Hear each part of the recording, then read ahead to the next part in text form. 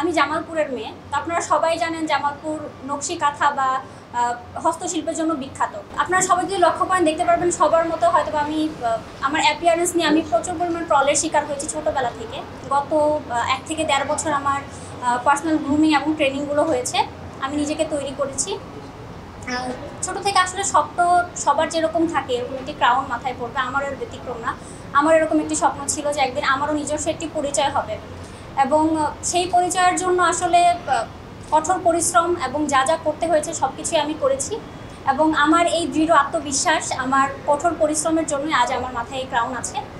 আর এই ক্রাউনের পিছনে আসলে যাদের অবদান, আমার ন্যাশনাল ডিরেক্টর, আমার পুরো টিম এবং বিশেষ করে আমার বাবা মা, যারা ছোটোবেলা থেকে আমার সব কাজেই মানে খুবই সাপোর্টিভ ছিল। আর তাদের কতটুকু আসলে গর্বের কারণ আমি হতে পেরেছি আমি জানি না।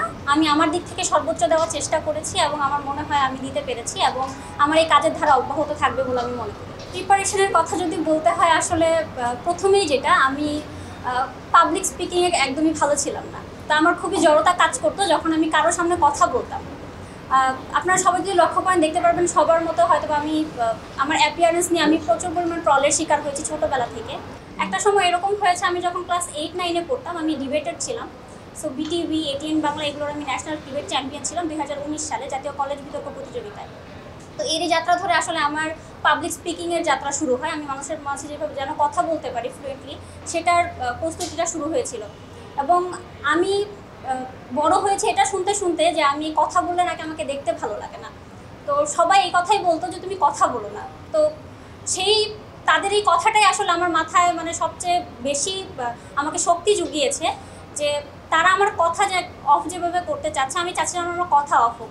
আমি তখন থেকেই চিন্তাভাবনা করেছিলাম যে যেহেতু তারা আমাকে বলছে আমি কথা বললে আমাকে ভালো লাগে না, তো আমি এমন কাজ করব যে কাজের মাধ্যমে শুধুমাত্র তারা না, আমার কথা সারা বাংলাদেশ শুনবে। আমি জামালপুরের মেয়ে। তো আপনারা সবাই জানেন জামালপুর নকশি কাঁথা বা হস্তশিল্পের জন্য বিখ্যাত। তো আমি একজন উদ্যোক্তাও। তো আমার লাইফের গোলটাই হচ্ছে যে আমি এমন এক প্ল্যাটফর্ম তৈরি করব নারীদের জন্য, যে প্ল্যাটফর্মে আসলে ছোট থেকে বড় সকল বয়সী নারীরা থাকবে।